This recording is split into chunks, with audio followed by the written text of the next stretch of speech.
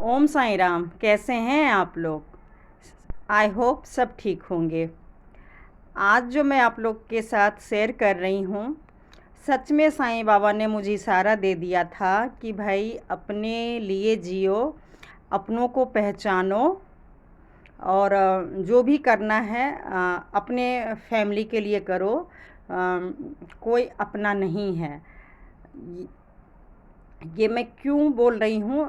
मैं कुछ अपना पर्सनल एक्सपीरियंस आप लोग के साथ शेयर कर रही हूँ। इस स्टोरी से आप लोग समझ सकते हैं कि भगवान तो हमें इशारा करते हैं कि भाई अपने के रूप में जो अपने बन रहे हैं, खून का रिश्ता हो या क्लोज रिश्ता हो, वो सच में अपने हैं या नहीं। कई बार भगवान हमें इशारा करते हैं, डायरेक्ट इनडायरेक्ट पूरा। लेकिन हम ना अपनों पे इतना अंधा विश्वास करते हैं, इतना अंधा विश्वास करते हैं कि भगवान के इशारे को भी भूल जाते हैं और हमें लगता है कि नहीं, हमारे जो अपने हैं वो सही है, वो गलत नहीं है, वो धोखेबाज नहीं है। और अगर हम कॉम्प्रोमाइज़ करते रहेंगे, अगर हम हमारे सामने बड़ी से बड़ी प्रॉब्लम आ गई है, लेकिन अगर हम नज़रअंदाज करेंगे, अगर भले ही बड़े ने गलती किया, अगर हम उनको माफ़ कर देंगे, छोटे ने गलती किया हम उनको माफ़ कर देंगे, तो ये जो हमारी ज़िंदगी है बहुत ही सुकून और बहुत ही अच्छे से चलेगी। क्योंकि लोग कहते हैं ना, भले ही सामने वाला गलत हो, लेकिन अगर हम सही हैं तो हमारी ज़िंदगी अच्छे से चलेगी। लेकिन नहीं, ऐसा कुछ भी नहीं है। आपकी ज़िंदगी आपके अपने के ऊपर टिका हुआ है। अगर आपके अपने गलत हैं, अगर आपके अपने आपको खुशी नहीं दे सकते या नहीं खुशी में शामिल हो सकते, तो मतलब भले ही आपके भगवान इशारा कर रहे हैं, अगर आप उस इशारा को नहीं समझ पा रहे हैं, तो वो देखिए, ना भगवान की गलती है ना आपकी अपनों की गलती है। ये सब कुछ हमारी खुद की गलती होती है कि हम अपनों पे भगवान से भी ज़्यादा विश्वास कर लेते हैं। तो साईं बाबा इसलिए बोल रही हूँ क्योंकि सभी लोग भक्त हैं, मैं भी भक्त हूँ। और ये 2019 की बात है।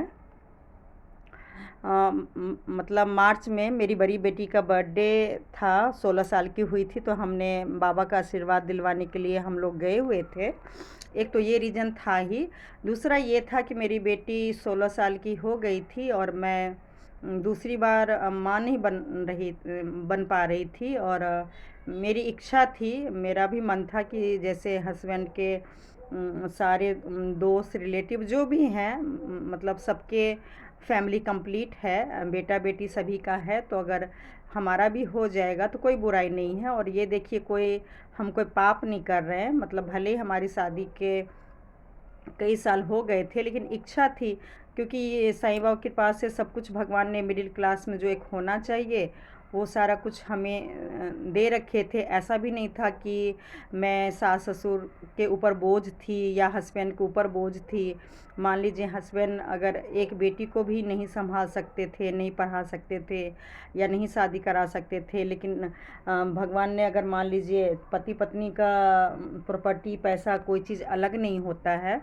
किसी घर में हस्बैंड, मैक्सिमम घर में हस्बैंड मान लीजिए ज़्यादा आगे होते हैं, लेकिन वाइफ भी करती है काम, तो दोनों से घर चलता है। तो मेरा भी यही हिसाब था कि भगवान मुझे इतना क्षमता दिए हुए थे कि मैं दूसरा बच्चा काफ़ी ट्रीटमेंट इलाज के बाद अ, होने की संभावना थी। दिल्ली के एम्स में इलाज चल रहा था और प्राइवेट में तो मैं कई साल इलाज करवाई। सोचिए, मतलब 2006 से ही मेरा इलाज चल रहा था। तो मतलब 2006 से लेके 20 में मेरी दूसरी बेटी हुई है। तो इतने सालों में जो भी मेरे खर्चे हुए, आप लोग यकीन नहीं करेंगे, मैं अपने हस्बैंड से भी नहीं लेती थी, और जॉइंट फैमिली तो दूर की बात है। क्योंकि मेरा ये मानना था कि ये मेरी इच्छा है, मेरा परिवार है।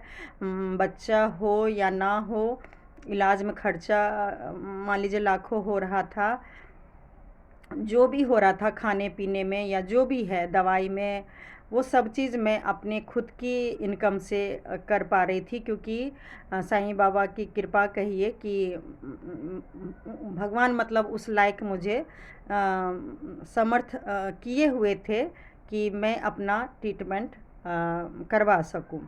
ये वीडियो तो नहीं है, और मेरे हस्बैंड का भी नाक का ऑपरेशन हुआ, क्योंकि अब मैं रिपीट कर चुकी हूँ, मेरे पास नया वीडियो नहीं है, और क्योंकि कहानी मैं हॉस्पिटल का ही बता रही हूँ, तो इसलिए मैंने कुछ वीडियो इसमें डाल दिया है। जिस तरीके से अभी जो भी मेरे फ्रेंड्स वगैरह होंगे देख रहे होंगे कि अकेले मैं कैसे हस्बैंड का इलाज करवाई हूँ, ऐसा ही भगवान ने मुझे जरिया बनाया था। 5 साल पहले मेरे देवर के आँख का प्रॉब्लम हुआ था, उनको भी दिल्ली के एम्स में ऐसे ही अकेले इलाज करवाई। तो वो मैं कुछ कहानी आप लोग के साथ, कहानी हो गई है, कहानी मैं आप लोग के साथ शेयर करूँगी कि भगवान ने इशारा किया था कि कौन अपना है कौन पराया है, लेकिन फिर भी मैं उस इशारे को समझ के भी मैं जानबूझ के अनजान बन गई, और मैंने सोचा परिवार के लिए बस अच्छा ही अच्छा करना है। तो हुआ ऐसे कि मैं साईं बाबा दर्शन करने गई हुई थी, वहाँ से जिस दिन आई हूँ उसी दिन पता चला कि मेरे देवर के आँख में प्रॉब्लम है, वो भी मेजर प्रॉब्लम है।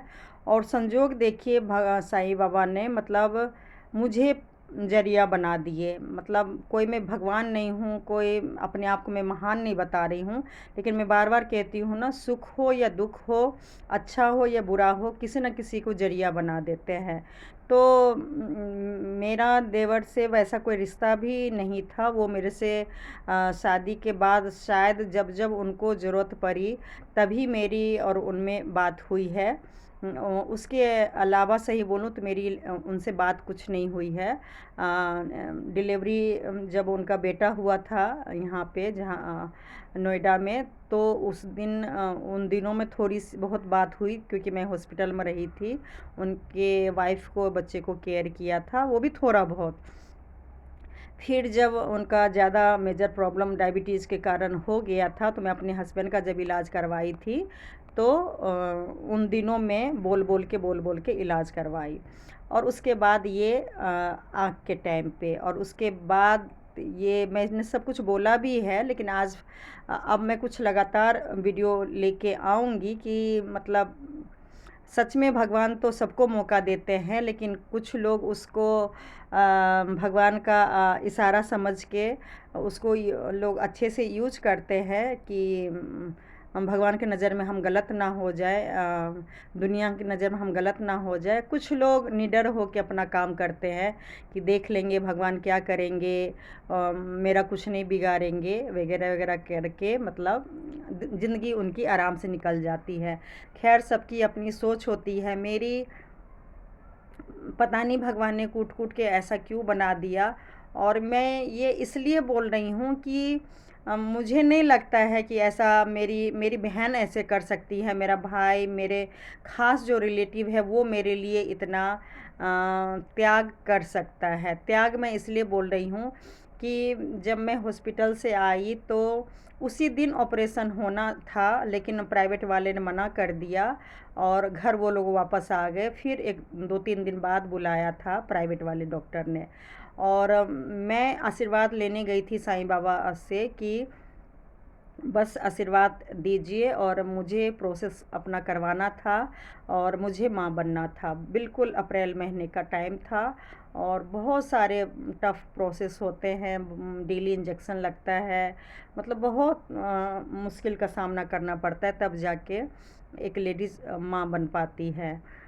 तो मेरा वो प्रोसेस होना था, पूरा तैयार थी मैं, बस आशीर्वाद लेने मैं शिरडी गई हुई थी। वो मैं आ गई लेके, तो खबर मिला तो बुरा ज़रूर लगा, लेकिन हम लोग कुछ कर भी नहीं सकते थे, क्योंकि प्राइवेट में वो लोग ट्रीटमेंट करा रहे थे। और फिर भी काफ़ी डिस्कस हुआ, तो मतलब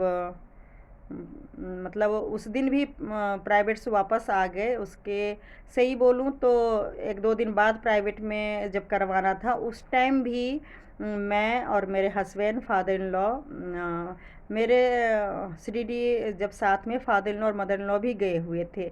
तो सोचिए, मेरे देवर देवरानी खुद ही, जैसे मैं 1 साल पहले मैं अपने हस्बैंड का ऑपरेशन एम्स में आँख का करवाई थी, उसी तरीके से वो लोग भी मतलब चाह रहे थे कि हम लोग के आने से पहले मतलब ऑपरेशन हो जाए प्राइवेट में। कोई बड़ी बात नहीं है देखिए, क्योंकि ऐसा थोड़ी ना है कि सिर्फ एक एम्स में ही इलाज होता है। सैकड़ों पूरी दुनिया में हॉस्पिटल है, बड़े से बड़े हॉस्पिटल है, डॉक्टर है और उतने ही पेशेंट है। तो अगर सब लोग एम्स ही जाने लगे तो भाई इतने प्राइवेट डॉक्टर का क्या होगा, हॉस्पिटल का क्या होगा। और ऐसा नहीं कि प्राइवेट के डॉक्टर अच्छे नहीं होते हैं, सबकी जो जितनी क्षमता होती है लोग अपना प्राइवेट में करवाते हैं। लेकिन उनका मेजर प्रॉब्लम था, उस दिन मना कर दिया और बाद में बुलाए। हम लोग 2 दिन बाद भी गए प्राइवेट में हॉस्पिटल में, लेकिन बीपी बढ़ने के कारण या और भी कोई कारण हो सकता है, उसके कारण फिर से वापस कर दिए प्राइवेट वाले। फिर मतलब जब वापस कर दिए तो क्योंकि मुझे तो अपने इलाज के लिए जाना ही था एम्स में, तो जब मेरी देवरानी बहुत परेशान थी, और देखिए कोई भी वाइफ परेशान होगी ही, क्योंकि आँख का मामला है, आँख के बिना तो ज़िंदगी सच में बर्बाद ही हो जाती है। और डायबिटीज़ है तो मान लीजिए एक आँख में प्रॉब्लम हुआ तो दूसरे आँख में भी प्रॉब्लम हो सकती है। मेरे हस्बैंड को तो देखिए अभी भी प्रॉब्लम कुछ ना कुछ आँख में लगा ही रहता है, क्योंकि वो इतना केयर नहीं करते हैं इस वजह से। तो मतलब जब उस दिन भी मना कर दिए तो एम्स में मेरे कोई जान पहचान थे, मैंने उनसे बात किया। और क्योंकि मेरी देवरानी हाँ मैं बताई ना, सभी लोग मना कर रहे थे। इस 2-3 दिन में मेरा मन था कि अगर एम्स में हो सकता है तो मैं करवाऊं। तो मैंने कुछ लोगों से बात किया कि ऐसे ऐसे प्रॉब्लम है, क्या करूं। तो सबने मना किया कि देखो मतलब रिक्स हो जाएगा, आँख का मामला है, अगर रोशनी नहीं आई, क्योंकि बहुत ज़्यादा मेजर प्रॉब्लम था, तो तुमको कलंक लगेगा, तुमको ताना देंगे और बहुत ज़्यादा परेशान करेंगे, इसलिए तुम इस बीच में नहीं पड़ो। और सभी का मन था कि मैं जो माँ बनना चाह रही हूँ वो ट्रीटमेंट करवाऊँ, क्योंकि बहुत मुश्किल से देखिए एम्स में कोई टाइम मिलता है, कोई डेट मिलता है, बहुत धक्के खाने पड़ते हैं। जो एम्स में इलाज करा रहे होंगे वही समझ सकते हैं कि कोई भी काम आसानी से नहीं होता है। तो इसलिए सबका मन था कि इतना मुश्किल से अकेले धक्के खा खा के, मतलब उसमें मेरे हस्बैंड का भी हाथ नहीं था। सारा प्रोसेस 2016 से लेके ये 19 की बात है, 16, 17, 18 मतलब मैं अपना भी इलाज कराई, हस्बैंड का भी इलाज कराई, कई रिलेटिव लोग का भी इलाज कराई। और अब ये मतलब देवर का भी मतलब इलाज करवाना था। तो मेरे से सही बोलूँ रहा नहीं गया, मतलब ये त्याग, इस पॉइंट को देखिएगा कि पता नहीं मैं कैसी औरत हूँ।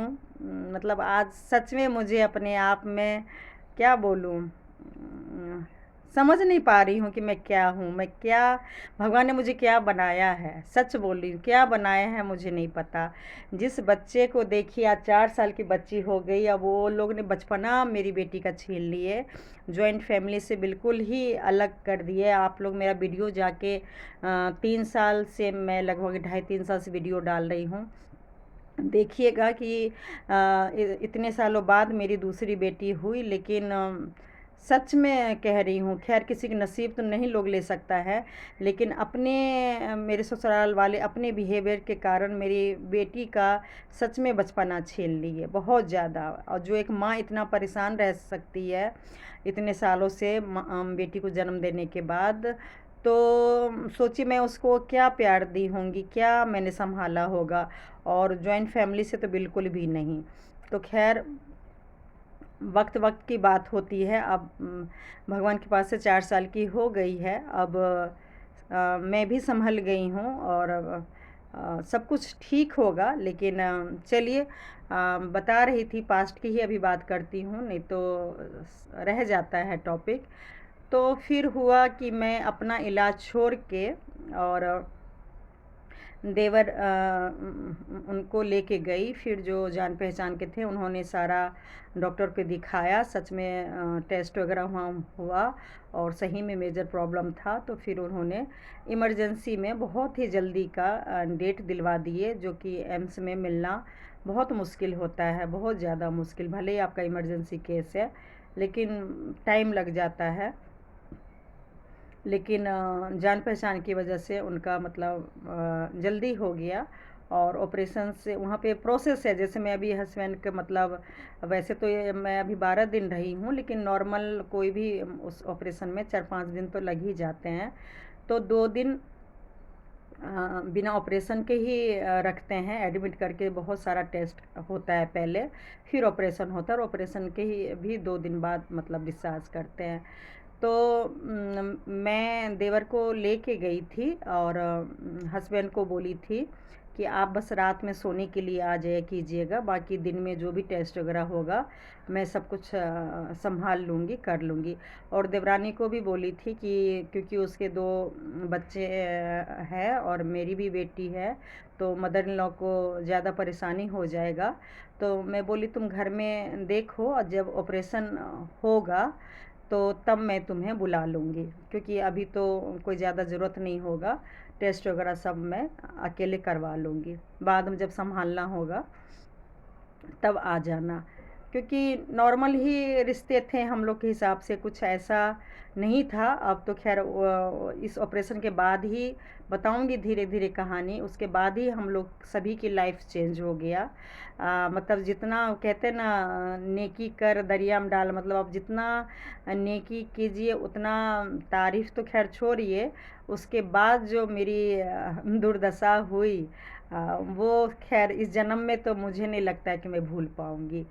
तो हर इंसान यही चाहता है कि हम कुछ नेकी करें, और लालच में मतलब रहता है कि उसकी मतलब अगर सफलता हो जाएगी, अच्छा हो जाएगा, तो भगवान मतलब धरती वाले भले ही कुछ क्रेडिट दे ना दे, अच्छा बोले ना बोले, लेकिन ऊपर वाले ज़रूर अच्छा करेंगे। हर एक इंसान का ये मकसद होता है, मन होता है, इच्छा होती है। लेकिन मेरे साथ उल्टा ही हुआ, और ये कई बार ऐसा हो चुका है जब जब मैंने अच्छा किया है। यहाँ तक कि मैं अपने हस्बैंड का भी जब जब अच्छा की हूँ, तो उनकी तरफ से भी मुझे नेगेटिव ही मिला है। मतलब इन लोग की खानदान में विरासत में मिला हुआ है कि आप कितना भी अच्छा कर लीजिए, आपको बुरा मतलब क्रेडिट देना ही देना है। तो चलिए, मैं ना अच्छा के लिए काम कर रही थी ना बुरा के लिए काम कर रही थी, मुझे बस ये लगा था कि भगवान ने मुझे शायद जरिया बनाया है, नहीं तो प्राइवेट में ही देखिए 2 बार ऑपरेशन हो जाता। 2 बार या 3 बार उन लोगों ने ट्राई किया था, तो हो जाता ऑपरेशन। तो मेरा इंतज़ार ही नहीं करते, मैं अपना आराम से साईं बाबा का आशीर्वाद लेके आई, और अपना ये जो मेरी बेटी हुई है, मैं इसके मतलब इसको दुनिया में लाने के लिए मैं अपना तैयारी करती। लेकिन ऐसा नहीं हुआ, मैं देवर को लेके चली गई, और रात में हस्बैंड को बोल दी थी कि आके सोने के लिए, क्योंकि हमने प्राइवेट वार्ड लिया था। तो देखिए, भले ही पेशेंट है, लेकिन हम लोग का सेम ही लगभग उम्र है। तो वैसे तो बातचीत कभी मेरी शादी के बाद नहीं हुई, बहुत ना के बराबर मेरे और देवर में बात हुआ। लेकिन फिर भी मैं नहीं चाहती थी, औरत जात हूँ, कल को मुझे कोई बदनाम कर दे। और ख़ासकर मेरी मदर इन लॉ की फ़ितरत थी कि मेरे शादी के टाइम से ही उनको जिस जिसे चाहे उसको लगा के मुझे मतलब गाली देती रहती थी। तो ख़ासकर मैं मदर इन लॉ को मौका नहीं देना चाह रही थी कि कल को कुछ भी बात हो तो वो ताना सुना दे कि हम लोग एक ही कमरे में हॉस्पिटल में रात बिताए हैं। ये सोच के मैं अपने हस्बैंड को बोल दी थी कि आप रात का रात आ जाया कीजिएगा, बाकी मैं काम संभाल लूँगी। देखिए, कितना भी औरत आगे बढ़ जाती है, इस चीज़ का ध्यान तो रखना ही पड़ता है, क्योंकि आज की डेट में ना माता रानी की देखिए सामने है। ये सबसे आसान काम है लेडीज़ के कैरेक्टर को तार तार मतलब कर देना, चरित्रहीन बना देना, सबसे अव्वल है दुनिया। मैं तो ये टॉपिक लेके नहीं आई, लेकिन बहुत सारे टॉपिक मैं इस पे लेके आऊँगी कि जिससे भी दुश्मनी हो, जिसको भी नीचा दिखाना हो, जिससे भी बदला लेना हो, बस बोल दो कि भाई उसके साथ संबंध है, उसके साथ संबंध है। बस अब लेडीज़ सीता जी की तरह सफाई देते रहे और अग्नि परीक्षा देते रहे, और रोने धोने में ही पूरी ज़िंदगी बर्बाद कर ले। कितना भी लेडीज़ आगे बढ़ जाएगी, तरक्की कर लेगी, हर फील्ड में लेडीज़ को ही परीक्षा देना पड़ता है। तो खैर, मैं टॉपिक से भटक जाऊंगी, फिर बहुत लंबा वीडियो हो जाता है। तो फिर मैं उसी दिन, पहले ही दिन की बात है देखिए। अब मैं साईं बाबा क्यों बोल रही हूँ कि अगर चाहते तो जो आज हमें खबर मिला हॉस्पिटल में, वो उस दिन नहीं मिलता। या तो शायद 2-4 साल पहले मेरे फादर इन लॉ ने प्रॉपर्टी लिया था देवर के नाम से या पोते के नाम से, मुझे नहीं पता किसके नाम से लिए।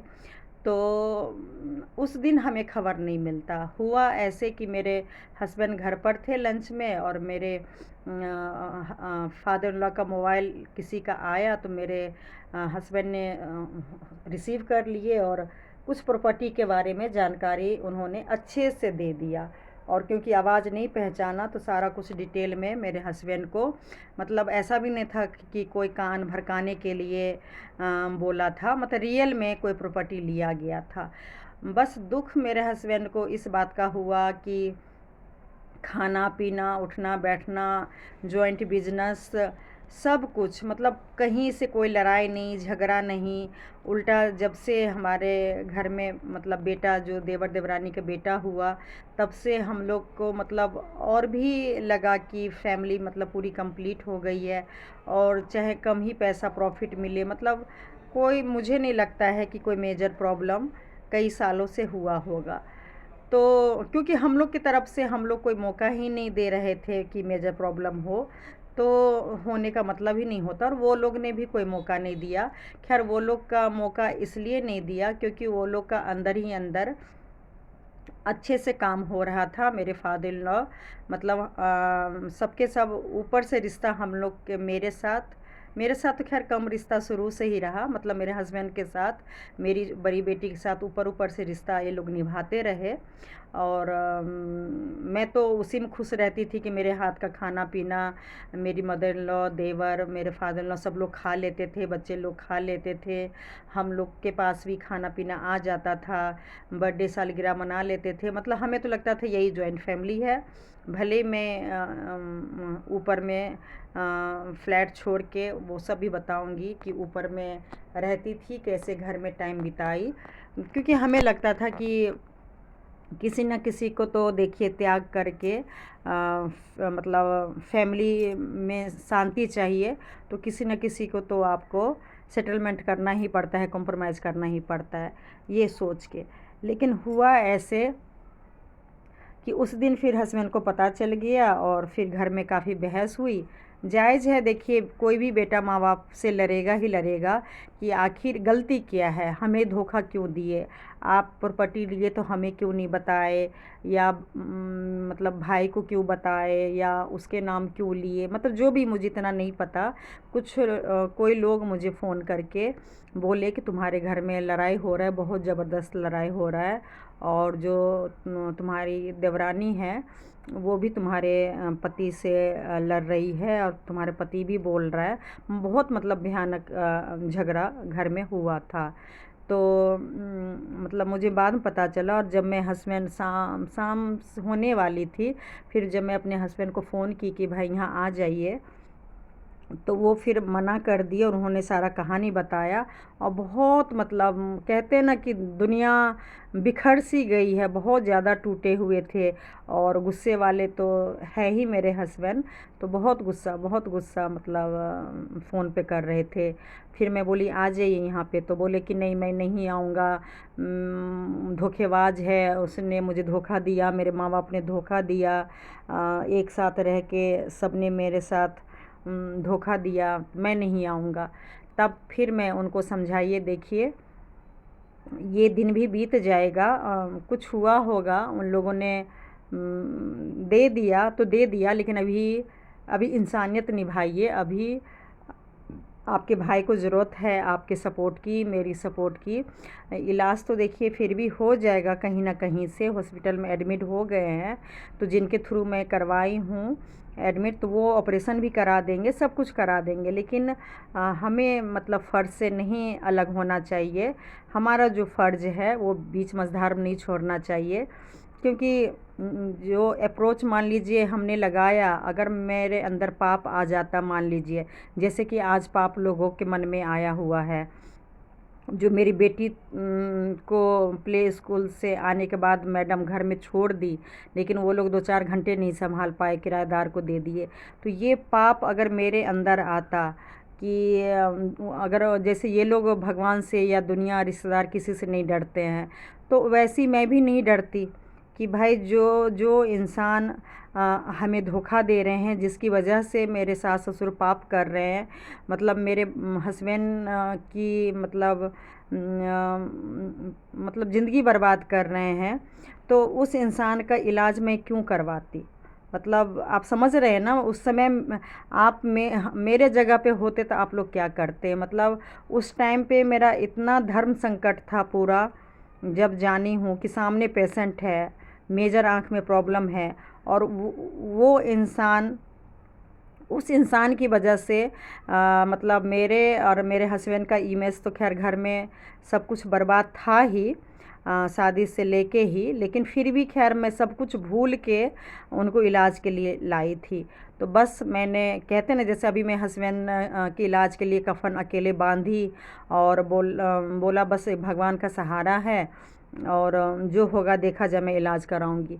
उस टाइम भी मैंने अपने हस्बैंड को यही फ़ोन पे बोला, अगर आप भाई के लिए आ गए तो ठीक है, नहीं तो मेरे लिए आइए, नहीं तो आपकी मम्मी सब लोग मुझे ही बदनाम करेंगे कि तुम रात बिता के आई हो एक ही कमरे में हॉस्पिटल में। तो फिर मेरे हस्बैंड लेट सेट जो भी है वो मेरे कहने से आए, बात उतना नहीं किए, लेकिन हाँ ये ज़रूर बोलूँगी दोनों भाई में काफ़ी डिफरेंस है। अगर इस जगह पे मेरे देवर होते तो कितना भी कुछ हो जाए वो नहीं आते। मैं कई वीडियो लेके आऊँगी कि हम लोग के खुशी में भी शामिल नहीं हुए। इतना कुछ होने के बावजूद अगर हम कभी पूजा करवाते थे, घर खरीदी थी, गृह प्रवेश किया था, तो वो सब में भी मेरे देवर नहीं गए। तो इतनी दुख अगर पहाड़ मेरे सास ससुर मेरे हस्बैंड के नाम प्रॉपर्टी कर देते, या मेरे हस्बैंड को पता होता, मेरे देवर को नहीं पता होता, तो सही बोलूँ उनको, मेरे देवर को ना आज डर लगता है दुनियादारी या भगवान से, और उस टाइम पे तो खैर और डर नहीं लगता। वो सीधे मतलब छोड़ देते हॉस्पिटल, तो खैर आते ही नहीं। और खैर ये सब क्या बोल रही हूँ, 1 साल पहले तो मैं ऑपरेशन करवाई थी, जब देवर का ऑपरेशन हो रहा था, ठीक उससे 1 साल पहले, तो वो सब कुछ नॉर्मल था। मतलब दुनिया के नज़र में प्रॉपर्टी तो खैर पहले ले लिया गया था, धोखा तो हम लोग को मिल चुका था, लेकिन हम लोग को पता नहीं था। फिर भी सोचिए उसके बावजूद भी अपने भाई को मदद करने नहीं आए थे। तो डिफरेंस तो है, मैं ये नहीं कह रही हूँ कि मेरे हस्बैंड बहुत अच्छे हैं। हाँ, मेरे हस्बैंड देवर से इस मामले में अच्छे हैं कि वो रिश्ते को निभाना जानते हैं। मतलब एक पत्नी से जितना वफ़ादारी से रिश्ता नहीं निभाए, उतना वो अपने माँ बाप भाई से रिश्ता निभाते हैं, इसमें कोई शक नहीं है। तो फिर आए, और उसके मैं जो प्लानिंग कई वीडियो में बता चुकी हूँ कि मैंने प्लानिंग बना लिया था कि भले मेरे फादर इन लॉ प्रॉपर्टी दे नहीं दे, उससे कोई फ़र्क नहीं पड़ता है। मुझे जो फ़र्ज़ निभाना है, चाहे आज चाहे आगे, मैं निभाती रहूँगी, और हस्बैंड का भी ब्रेन वॉश करूँगी कि प्रॉपर्टी से कुछ नहीं होता है, परिवार से बढ़ के कुछ भी नहीं है। प्रॉपर्टी भगवान ने हमें और दिया है, सब लोग ठीक रहेंगे, मेहनत करेंगे तो फिर प्रॉपर्टी और हो जाएगा, लेकिन रिश्ता ख़राब नहीं करना है। ये सोच के भगवान का मैं नाम ली, और जो भी बड़े ईमानदारी से जितना केयर सब कुछ करके मैं अपने हस्बैंड का 1 साल पहले ऑपरेशन करवाई थी, वैसे ही देवर का सब कुछ हो गया। और जिस दिन ऑपरेशन हुआ, मतलब सुबह ऑपरेशन होना था, यकीन नहीं करेंगे मेरे हस्बैंड का तो 5-5 बजे तक ऑपरेशन थिएटर उधर बिठा के रखते थे, और लास्ट में बोल दिया था कि ऑपरेशन नहीं होगा। लेकिन यकीन नहीं करेंगे, जान पहचान की वजह से पहला ऑपरेशन 10 से 11 बजे, 9 बजे मतलब पहला ऑपरेशन स्टार्ट हो जाता है, और 10 से 11 बजे तक सोचिए ऑपरेशन हो भी गया। जब तक ऑपरेशन होते रहा मैं अकेली थी, मेरे हस्बैंड नीचे थे, और घर से मेरे देवर और मेरी देवरानी और फादर इन लॉ आने वाले थे। तब तक जब तक सोचिए आए, तब तक सोचिए ऑपरेशन हो गया, और ऑपरेशन के बीच में जो टाइम था पूरा एक ही लोग को जाने देते, तो मैं अकेले ऊपर भगवान का नाम लेती रही। और जितना भी कबला होता है ना, जो जो चीज़ मैं हस्बैंड के लिए बोली कि आँख का रोशनी मतलब भगवान दे दे, चाहे साईं बाबा का, चाहे छठी मैया का, चाहे कोई भी भगवान का, जो जो व्रत पूजा मैं की थी वो सारा कुछ मैं देवरानी को बोली करने के लिए। जैसे जैसे आँख, चांदी का आँख दान करना था तो वो भी मैं अपने हस्बैंड का करवाई, तो देवर का भी मतलब बोली करने के लिए, मतलब सब कुछ, मतलब मैं अपने हिसाब से बिल्कुल भी फ़र्क ये नहीं होने दी कि भाई वो मेरे हस्बैंड के आँख का है और ये मेरे देवर का, वो भी इस देवर का जिस वजह से सोचिए हमारी लाइफ एक तरह से बिल्कुल ख़राब होने वाली थी। भगवान ने तो देखिए पूरा हिंट दे दिया, टॉपिक यही था ना कि भगवान इशारा देते हैं लेकिन हम समझ नहीं पाते हैं। और मुझे बस ये लगा कि कोई बात नहीं, ठीक ठाक से हो जाएगा।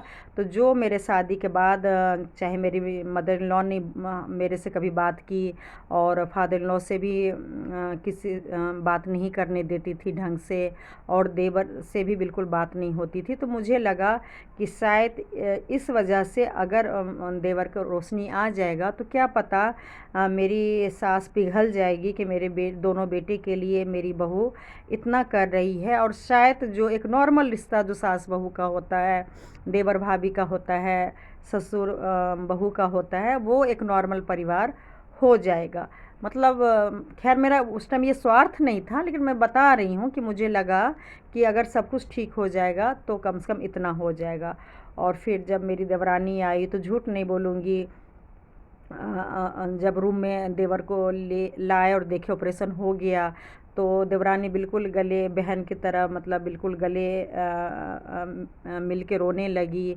और बहुत मतलब वो सीन मैं बता नहीं सकती हूँ, बहुत मासूम मतलब चेहरा, बहुत रिगार्ड जो एक देवरानी को जेठानी को देना चाहिए या एक बहन बहन को करना चाहिए, उसने पूरा उसने किया। और मैं भी बोली कोई नहीं, ये मतलब मेरे मतलब अपने हैं, मैंने ऐसा कुछ भी मतलब उसने एहसान वाली जो बात बोली, मैंने बोला मैंने कोई एहसान नहीं किया है, ये हमारे अपने ही लोग हैं, हमारे घर के मेंबर हैं। तो जैसे मैं अपने हस्बैंड के लिए की हूँ ऐसे ही देवर के लिए भी की हूँ, तुम उसके लिए धन्यवाद या कुछ भी एहसान मैंने किसी पे नहीं किया है। और मैं कौन होती हूँ करने वाले, मतलब ऊपर वाले हैं, उन्होंने सब कुछ किया। फिर उसके बाद सब कुछ मतलब नाश्ता वास्ता लेके आई थी, खाना वाना खाए, सब कुछ खाए, थोड़ी देर मेरे फादर इन लॉ रहे। फिर उसके बाद मेरे हस्बैंड और फादर इन लॉ चले गए, और मैं हस्बैंड को उस रात से 2-3 दिन और हम लोग रहे, देवरानी और मैं मना कर दिए कि अब आने की ज़रूरत नहीं है, क्योंकि हम दोनों मिल के संभाल लेंगे। मेन ऑपरेशन होना था वो तो हो गया। उसी बीच में मतलब सब मुझे पता था कि मेरी देवरानी अपने जेठ जी से झगड़ा की है, लड़ी है, एक दूसरे को हाय बद्दुआ दी है। फिर भी मैंने उसको जानने नहीं दिया कि तुम लड़ी हो। मैंने सोचा हो सकता है मेरे हस्बैंड भी कुछ बोल दिए होंगे, तो भाई वो पत्नी है, पत्नी के नाते उसने भी कुछ बोल दिया होगा। लेकिन फिर भी टॉपिक चला, मैंने ही चलाया, क्योंकि काम हो गया। तो मैं थोड़ा सा नेचर मेरा होता है परेशान होने का, जब कुछ गलत होता है तो काम तो ऑपरेशन करवा दी। फिर मैं उसे बात करने के लिए हॉस्पिटल से बाहर भी लेके गई, क्योंकि देवर के सामने ऑपरेशन हुआ था, क्या बात करती। फिर मैं उसे यही बोली कि देखो आज तक मतलब जो भी मेरे साथ गलत हुआ मैं सब चीज़ बर्दाश्त करती रही। और प्रॉपर्टी की बात है तो देखो मैं पहले मैं मन में तय कर चुकी हूँ कि मेरी एक ही बेटी है, दूसरा बच्चा होने का कोई गुंजाइश नहीं है। मैं कोशिश में ज़रूर लगी हूँ, लेकिन होगा कि नहीं होगा कुछ पता नहीं है। और एक बेटी के लिए मेरे पास प्रॉपर्टी है।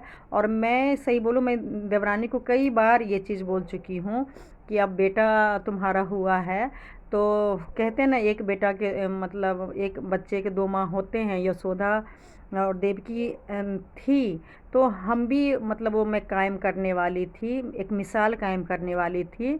और जिस प्रॉपर्टी के लिए आज इतना देखिए कुछ हो रहा है ना, सही बोलूँ उस बच्चे को मैं मन से बेटा मानती, थी, मैं थी ही बोलूँगी, क्योंकि उस वजह से अब इतना कुछ हो रहा है कि इस जन्म में तो अब मेरा बेटा खैर होने से रहा, वो लोग अब कभी होने भी नहीं देंगे।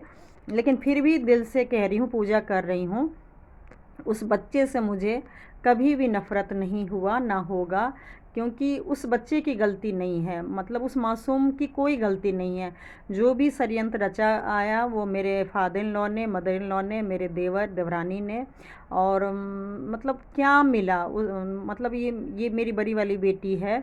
बड़ी बेटी उस टाइम तो दूसरी बेटी भी नहीं थी। बड़ी बेटी का हक, पोती का हक लेके अगर आप पोता को दे रहे हो तो देखिए, सब जानता है, आप इतने भागवत में जानते, सब कहता है कि भाई से छल कपट करके भाई का प्रॉपर्टी धोखा लेके अगर आप अपना बेटा का प्रॉपर्टी बना रहे हो ना, तो वो सच में नहीं फलेगा, वो सच में आपको सुख सुख सुख का अनुभव तो नहीं कराएगा। लेकिन उसके बावजूद भी चलो ये लोगों ने किया तो किया, मुझे इतना फ़र्क नहीं पड़ा। और मैं देवरानी को बोली, वो भी मुझे समझाई कोई बात नहीं, जो भी बड़े लोग ने किया सो किया। हाँ, मैं ऐसा मतलब हम लोग ऐसा कुछ गलती नहीं करेंगे, आगे मिलके ही रहेंगे। मैं बोली देखो, तुम जानती हो कि मुझे प्रॉपर्टी नहीं चाहिए, भगवान ने इतना प्रॉपर्टी दिया है कि मैं इकलौती बेटी को सब कुछ कर लूँगी। और ये जो जॉइंट का प्रॉपर्टी है, मुझे नहीं पता 1 मकान है, 2 मकान है, 3-4 मकान है, कितना मकान है मुझे ये भी कभी ना पता है, ना मैंने पता करने की कोशिश किया। जो भी है वो मान लो तुम्हारा ही रहेगा, लेकिन एक बड़ी मम्मी, बड़े पापा का जो एक आशीर्वाद होता है, वो बच्चा मान लो हम लोग को जाने के बाद आग देगा, तो वैसे भी हम लोग का राइट बनता है कि कुछ बच्चे को मतलब देना ही चाहिए। और उसके बाद अगर मेरी बेटी मैके में आएगी तो क्या होगा, 2-4 घंटे के लिए आएगी या 2-3 दिन के लिए आएगी, तो भाई का ही रहेगा। मेरी बेटी, मैं अपनी बेटी को ऐसा संस्कार दे ही नहीं रही हूँ कि वो मैके का प्रॉपर्टी मतलब बेच के ले जाएगी। जो भी फादर इन लॉ का प्रॉपर्टी है, मंदिर में हूँ, कसम से बोल रही हूँ, वो उन्हीं लोग का रहता। लेकिन बस तकलीफ़ इस बात का है, खैर प्रॉपर्टी लिया इस वजह से तकलीफ़ नहीं है, उसके बाद जो रिश्ता ख़राब हुआ, इतना अति ख़राब हुआ ना, सही बोलूँ तकलीफ़ इस बात का है। तो मतलब उसके फिर नॉर्मल ही, ऐसा नहीं है कि लड़ाई झगड़ा कुछ हॉस्पिटल में हुआ, आराम से बात हुआ, 1-2 दिन रहे, फिर डॉक्टर बोला ठीक है। उसके बाद फिर हम लोग घर आए। घर आए तो मैं बता ही चुकी हूँ, घर आए तो मेरे हस्बैंड खाना नहीं खा रहे थे मदर इन लॉ के हाथ का। फिर मैं आके दिन में खाना बनाई, खाना खाए, वो सब मैं 1-2 और वीडियो में शेयर कर चुकी हूँ। फिर उसके बावजूद भी मतलब हम जो भी हमसे बन पाया, फल फ्रूट वगैरह जो भी ला के दिए, क्योंकि मैं चाहती ही नहीं थी कि कहीं से भी ये मैसेज जाए कि हम लोग मतलब परेशान हैं। और मैं उस चीज़ को ना बहुत नॉर्मल रिलैक्स सबको करवाना चाह रही थी, ताकि मेरे फादर इन लॉ को गिल्टी फील ना हो कि परिवार टूट गया, या मेरे देवर का आँख का ऑपरेशन हुआ, उनको टेंशन ना हो कि मतलब क्या हो गया, सबको पता चल गया, अब घर में कैसा माहौल होगा। मतलब सबको मैं रिलैक्स करना चाह रही थी, जैसे पहले परिवार था, खाना पीना हंसना बोलना। सही बोलूँ, जैसे आज मैं अपने हस्बैंड के लिए जो 8-9 महीने से, मेरा वीडियो चेक कीजिएगा, मैं कोशिश में लगी हुई हूँ।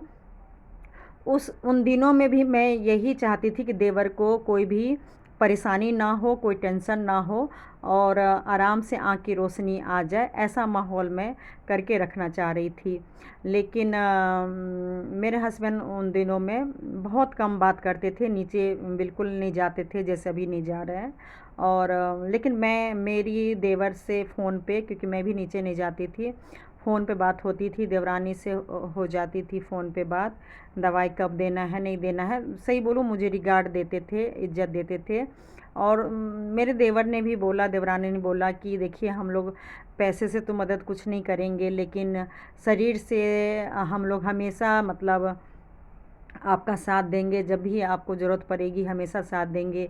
और मेरी देवरानी, झूठ नहीं बोलूँगी, मतलब इतना भावुक हो गई थी कि बोली थी कि दीदी मैं मतलब ज़िंदगी भर आपका ग़ुलाम रहूँगी। मुझे आज आज भी वो शब्द याद है।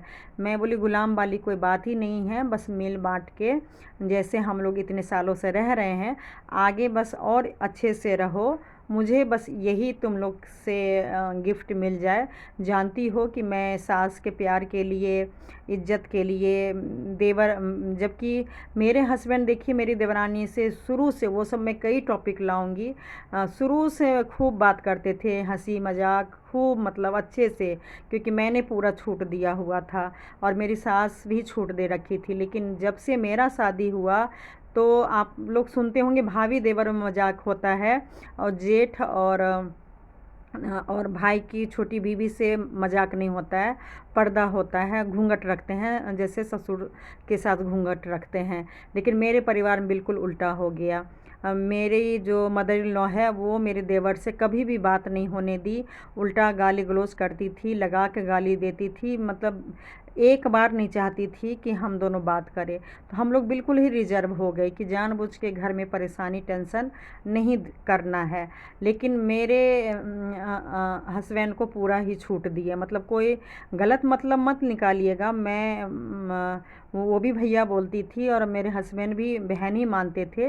लेकिन फिर भी एक जो होता है ना सबके सामने हंसी मजाक करना, खाना पीना खाना, मैं देवर को कभी खाना परोस कर नहीं दे सकती थी, ना ससुर को खाना परोस के दे सकती थी, लेकिन उसको शुरू से छूट दिया गया। कई लोग चाहते हैं ना कि भाई तुम्हारे साथ ही गलत क्यों हुआ, तो वो सब मैं अलग से वीडियो लाऊंगी, बहुत लंबा हो जाएगा धीरे धीरे। लेकिन थोड़ा सा बता देती हूँ कि ये भेदभाव मैं शुरू से, उसके शादी के बाद मैंने ये सारा भेदभाव झेला है। लेकिन सही बोल रही हूँ, मैं कभी भी उसके साथ नफ़रत नहीं की। सारा वीडियो मंदिर का है, मैं मंदिर में कसम खा के बोल रही हूँ, मैं कभी भी उससे नफ़रत नहीं की, देवर से नफ़रत नहीं की, किसी से नफ़रत नहीं की। मेरी सास ज़मीन आसमान का भेदभाव करती थी मेरे हस्बैंड और देवर में, फिर भी मुझे देवर से नफ़रत नहीं होता था। मैं सोचती थी भाई इन दोनों भाई का अपना अपना कर्म है, जो जैसा कर्म किए हैं वैसा पा रहे हैं, एक को प्यार मिल रहा है, एक को नफ़रत मिल रहा है। मैं कभी भी उसके लिए देवर से नफ़रत नहीं की कि भाई वो आपसे क्यों लगाव है और आपके भाई से क्यों नफ़रत है, कभी भी नहीं। और उसके बावजूद मतलब मेरा यही सपना बस हो गया था कि मैं बस अब जाके अपना इलाज कराऊं, बच्चे कंसीव करूं, ट्रीटमेंट करूं, और इधर घर का माहौल सब ठीक होगा। और दिन रात प्रार्थना करती थी कि रोशनी आ जाए।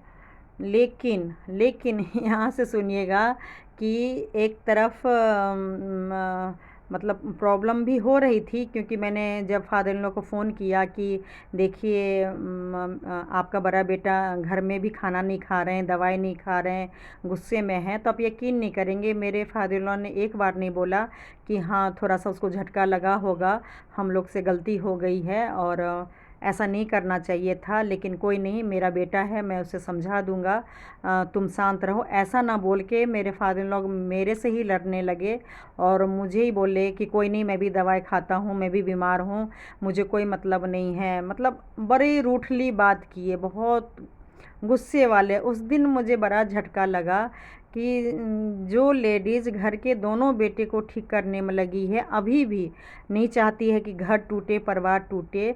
और अभी भी मतलब मेरे फादर इन लॉ को क्या हो गया है, जो बड़े बेटे के लिए इतना मतलब तारीफ़ करते थे, इतना उनका सपोर्ट करते थे, मेरे से अगर लड़ते थे, मेरे हस्बैंड बार बार मेरे से लड़ते थे, तो भी वो अपना बेटा का ही साइड लेते थे।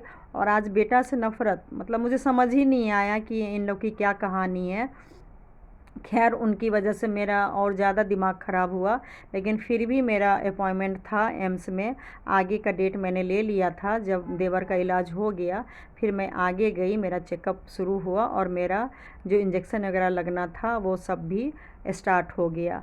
इस बीच में कुछ मतलब बातों से लेके, मतलब यही फादर इन लॉ की वजह से ही काफ़ी बहस भी हो गई थी, झगड़ा भी हो गया था, टेंशन भी हो गया था। तो मैं देवर देवरानी को बुला के सफाई भी दी, काफ़ी रोई धोई, जो भी पास्ट में हुआ था वो सब मैं आगे की वीडियो में बताऊंगी।